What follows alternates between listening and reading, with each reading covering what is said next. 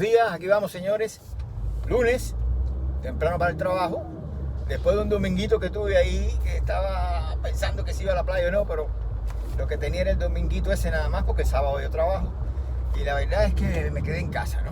Ahora bien, hoy quería hablarles de las concepciones fundamentales que hay acerca del espacio.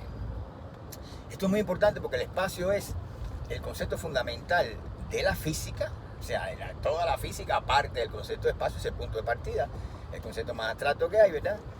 Y por lo tanto de ser el punto de partida, y todo lo que ocurre, físicamente hablando, ocurre en un espacio. Si no existiera el concepto de espacio para legitimar el carácter físico de las cosas que ocurren ahí, porque imagínense ustedes cosas que no ocurran en el espacio, pues no están en el espacio, pero como que ¿dónde están? ¿Qué tipo de cosas? ¿De qué estamos hablando, no? Entonces el espacio es el que legitima todo ese conocimiento. Es una cosa que ahí dentro iría todo, ¿no? Ahora, ¿qué pasa con esto? Que en la historia de la filosofía y de la física, la filosofía y la física son las que se han disputado este terreno históricamente del espacio, ¿no? Más que disputado, no, es que han reflexionado siempre, son las que reflexionan acerca de este tema. No es que haya disputa. Bueno, sí la hay, miren. Justamente vamos al punto más importante histórico-filosófico en este sentido, que son las polémicas entre Leibniz y Clarke. Clarke era un desconocido, ¿verdad? Para ustedes y para la mayoría de la gente, pero él es que estaba representando Clarke en aquella polémica, bueno, el punto de vista de Newton.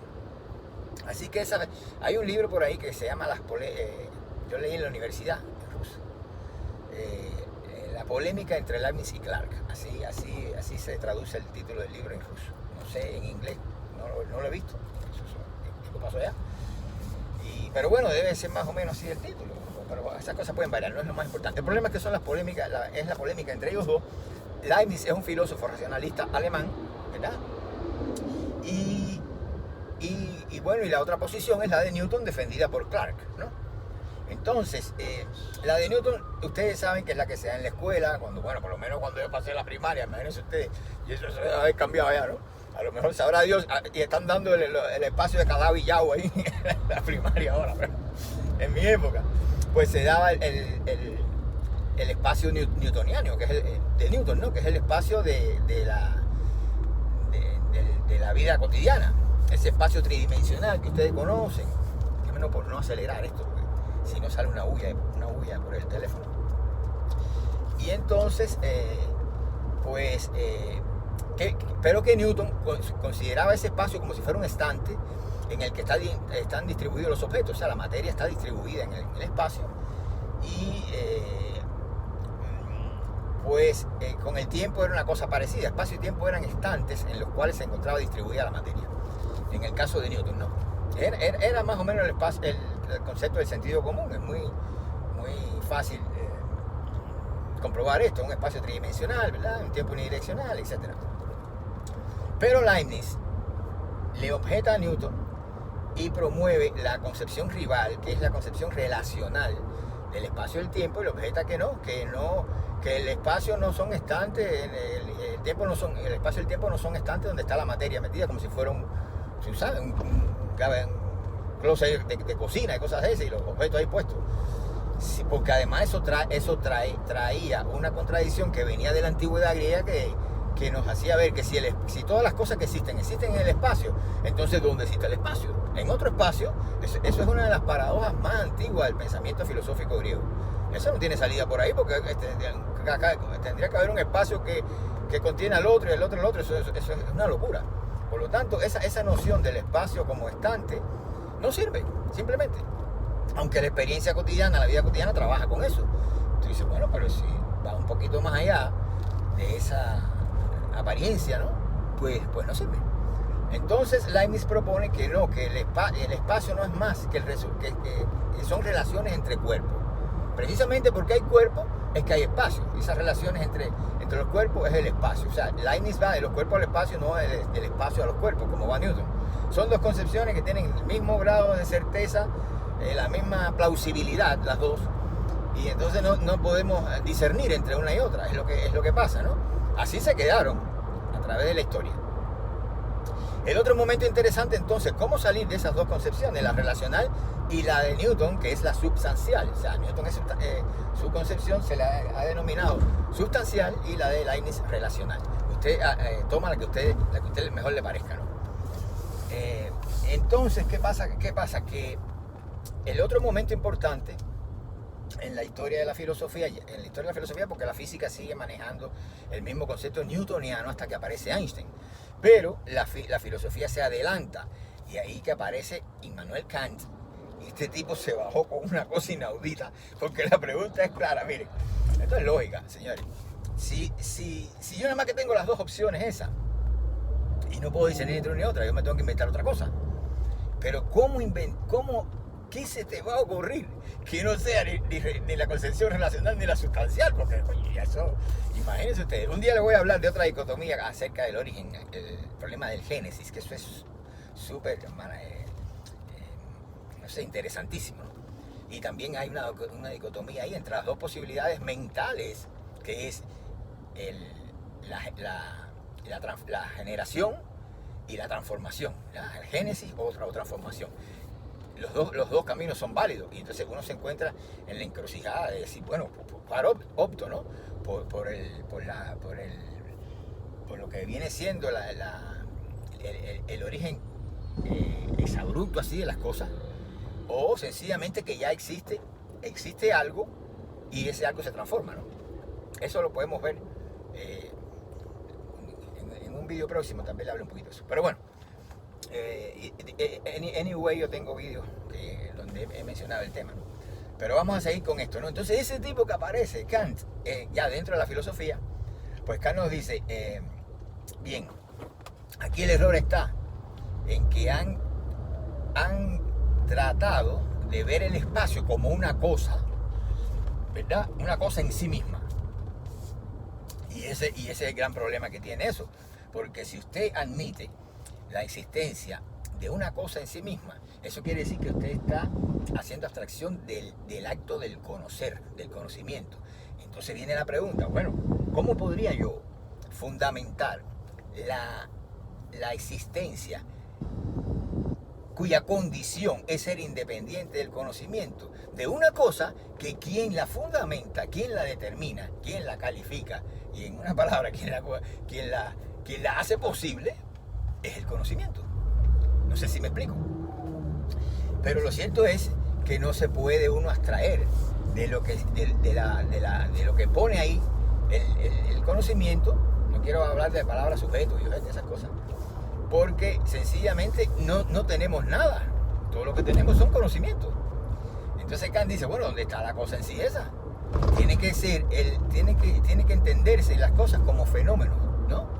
Y el fenómeno significa el mundo de la experiencia, el mundo de la interacción, ahora sí va del sujeto con el objeto, y no el objeto per se, ¿verdad? Extrañado, enajenado, hay como una realidad de la cual yo no puedo decir nada, porque si la conozco, entonces ya no es en sí, ya no sirve, ¿no? Ya viola la condición inicial. Entonces, es un gran rollo para el conocimiento eso. Entonces, pero Kant le da una salida. Y la salida kantiana es decir, miren, el espacio y el tiempo son formas a priori de la intuición sensible, o sea, formas a priori de la sensibilidad. ¿Por qué a priori? Bueno, porque estas formas son independientes de la experiencia. Y más bien, ellas hacen posible la experiencia en general de cuerpos. O sea, yo tengo experiencia de los cuerpos, pues justamente porque yo tengo unas formas entiéndanlo así, para organizar la experiencia, que son el espacio y el tiempo. O sea, todo lo que no esté en espacio y tiempo no sería objeto de una experiencia posible, nos dice Kant. Por lo tanto, estas formas, que son formas puras, sin ningún contenido, el espacio y el tiempo, son a priori. Y entonces, a priori quiere decir independiente de la experiencia, en el caso de Kant, ¿no? Y entonces yo sencillamente tengo acceso a ese mundo de los fenómenos, ¿verdad? Ese mundo de los fenómenos, el concepto de Kant significa un mundo donde el conocimiento no puede quedar al margen de la realidad, porque en definitiva usted lo que sabe, lo sabe a través del conocimiento y por el conocimiento. Entonces, esto es un paso muy importante, este enfoque trascendental de la filosofía, muy importante. Lo que pasa es que no es suficiente, pero era un adelanto tremendo, Porque entonces el tipo decía, mira, la realidad es que usted está lidiando con un mundo de los fenómenos, el mundo de la experiencia, donde sujeto y objeto están involucrados ahí, ¿verdad? Entonces, no es que existan antes e independiente de la experiencia y del conocimiento, no, eso no es así. Porque obviamente, si eso existiera de manera independiente del conocimiento, usted no podría conocerlo. Entonces, es una contradicción. Si me está hablando del espacio, me está determinando como le da la gana, y me está hablando de las cosas del mundo físico, etcétera, etcétera, pues usted no puede decir que son independientes del conocimiento. Entonces, esa forma en sí del objeto, pues, si existiera, dice Kant, sería incognoscible, dada la condición inicial, ¿verdad? Tú te tienes que retirarle el conocimiento y no puedes decir nada de ella. Ahora, si pones conocimiento, entonces ya no son en sí las cosas, no son cosas en sí que preceden al conocimiento, porque ya usted lo puso, ¿verdad? Ahora, si lo saca de la ecuación, la cosa se quedaría sin definición, sin conocimiento, por tanto serían incognoscibles. ¿Y qué puedo decir yo de eso? Absolutamente nada. O sea, ese camino no conduce a ningún lugar. Entonces Kant puso la cosa durísima, ¿no? Y el espacio y el tiempo figuraron en su filosofía como formas de la intuición sensible, de la sensibilidad, que hacen posible la experiencia en general de objetos. Esto a mí me parece que está mucho mejor que las posiciones anteriores. Lo que pasa es que es verdad que es un poquito oscura, ¿no? Esta filosofía trascendental de Kant tiene su cosa, hay que ir suave con ella y dedicarle tiempo, ¿no? Para poder entenderlo. Pero les resumo esto en un ejemplito. Por ejemplo, digamos, ¿usted cree que el espacio es una cosa que existe ahí? Que está ahí, newtonianamente, ¿no? Que precede al conocimiento, que precede el propio papel del sujeto, etcétera, etcétera. Bueno, ¿qué pasa con esto? Suponga ahora que viene una civilización extraterrestre con un nivel tecnológico de madre y un aparato cognoscitivo diferente al nuestro, ¿verdad? Muy diferente, porque los tipos son extraterrestres, vienen de lejos. Y cuando ellos lleguen aquí, la pregunta es, ¿percibirán la realidad igual que yo? No necesariamente, porque si su aparato cognoscitivo es diferente, pues ellos percibirán otra cosa. Eso está de acuerdo con Kant, pero no con Newton. Y tiene toda la lógica del mundo. Si el espacio fuera absoluto, como cree Newton, y fuera el mismo para todo el mundo, pues el marciano llegaría y dice, no, yo lo veo igual que tú, ¿verdad? Veo el espacio tridimensional, no hay problema. Pero ¿y si no? ¿Cómo explicaríamos el asunto? Ya ahí no nos sirve esa concepción. Y hay que estar abierto a la posibilidad de que un extraterrestre perciba la experiencia de manera distinta, y no esa distribución espacial en objetos, qué sé yo, no necesariamente. ¿Entienden? Entonces, esto tiene mucha fisura. Pero bueno, la concepción kantiana, que era la más productiva, porque servía para cualquier tipo de ocasión, para todas las situaciones, pero no, en la física no aportaba, ¿no? O sea, los físicos no sabían cómo por ese camino no podían hacer física. Eso era una cosa bien filosófica. Y entonces, ahí aparece Einstein. Ustedes saben, esto está, todo el mundo sabe la cosa de la teoría de la relatividad, etcétera, etcétera. Y Einstein nos dice que sencillamente el espacio no es más que un constructo geométrico, y que no existe en el espacio el espacio y el tiempo, sino que lo que existe es el espacio-tiempo. Están unidos porque en un continuo tetradimensional, porque lo que quiere hacer Einstein, señor, independientemente de lo que le vendió, lo que ese viejo zorro estaba haciendo es que él necesitaba geometrizar también el tiempo. ¿Para qué? Para poder hacer la teoría de la relatividad y sus cuentas le dieran. Pero cuando hizo eso, él puso a la física en un plano que sencillamente estaba desconectado de la realidad. ¿Por qué? Porque ya esto, imagínense ustedes, si ustedes tienen un triángulo, ustedes me pueden decir a mí, mira, un pedazo de pizza, una cuña de cake, no sé cómo le dirán ustedes, o sea, cortan el pastel, el cake, lo que sea, pues eso tiene forma de triángulo, ¿verdad? Pero es real, porque yo me la como, ¿verdad? Lo que yo no puedo comerme es un triángulo, sencillamente. Entonces, ese espacio del cual tú me estás hablando, que es un constructo geométrico, ¿verdad? Que incluso se curva, y esa curvatura de ese espacio-tiempo, ese es el nivel de abstracción que hay que tener, es la gravedad. Tú dices, porque lo hace para explicar la gravedad. Y tú dices, está muy bien, está muy lógico, ¿no? Pero no, hay algo ahí que no funciona. Hay algo que no funciona ahí. Entonces es la historia del triángulo y el pedazo de pizza, ¿verdad? Yo me como la pizza, pero no me puedo comer un triángulo, porque el triángulo no tiene el mismo orden de realidad que tiene la pizza, o el pedazo de pizza, ¿entienden? Pero la física hace abstracción de eso, y la física se va detrás de las matemáticas, y se va por ahí para allá, y lo matematiza todo, y a ella no le importa si después eso cuadro, ¿no? Con un tipo de realidad, que no, ella no lo distingue, que es diferente de las ecuaciones. ¿Me entiendes? Por ejemplo, otra manera, otro tipo de espacio, ese que lo mencioné ahorita, es el espacio de Calabi-Yau de la teoría de cuerdas y supercuerdas. Señores, este es un espacio que tiene 11 dimensiones, no ya 3, y esas dimensiones están enrolladas. Imagínense ustedes, ¿pero qué me están diciendo ahí? ¿Quién puede vivir en un espacio como ese? Bueno, pero hay que tragárselo porque si no la teoría de cuerdas no funciona.